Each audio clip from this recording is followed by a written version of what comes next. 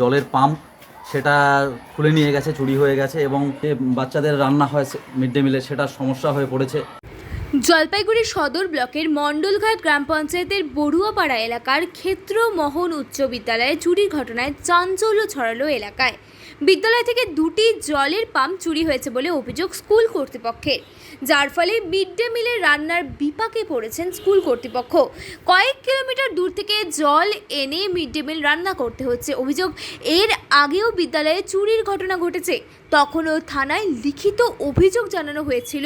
বিদ্যালয়ে দুষ্কৃতীদের কার্যকলাপ বেড়েছে বলে জানিয়েছেন প্রধান শিক্ষক শিবাশিস পাল।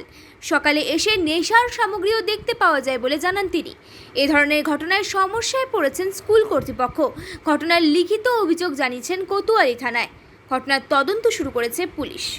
এখানে যে মিড ডে মিলের সংলগ্ন যে জলের পাম্প সেটা খুলে নিয়ে গেছে, চুরি হয়ে গেছে এবং আমাদের কম্পাউন্ডের ভেতরেই প্রাইমারির যে একই রকম পাম্প আছে সেটাও আমরা এসে দেখি যে নেই। সুতরাং আমাদের যে বাচ্চাদের রান্না হয় মিড ডে মিলে সেটার সমস্যা হয়ে পড়েছে এবং অনেক কষ্টে আমাদের অনেক দূর থেকে জল এনে রান্না করতে হচ্ছে আজকে দিনের মতন। এবং এই ধরনের এর আগে আমাদের কিছু ফ্যান চুরি হয়েছে, গত 2 বছরে প্রায় 2বার ফ্যান চুরি হয়েছে। আমরা একটা এফআইআরও করেছিলাম। এছাড়াও কিছু দুষ্কৃতী কার্যকলাপ স্কুলের বেড়ে গেছে। আমরা মাঝে মাঝে দেখতে পাই নেশার সামগ্রী স্কুলে এসে সকালে দেখতে পাই নেশার সামগ্রী পড়ে আছে এদিক ওদিক। এটার আমরা একটা ব্যবস্থা চাচ্ছি। কী চুরি হয়েছে? আজকে আমরা যেটা দেখতে পেয়েছি, আজকে দুটো টিউবওয়েলের পাম্প চুরি হয়েছে, হ্যান্ড পাম্প পুরো একদম গোড়া থেকে তুলে নিয়ে গেছে। আজকে এই দুটোই চুরি হয়েছে।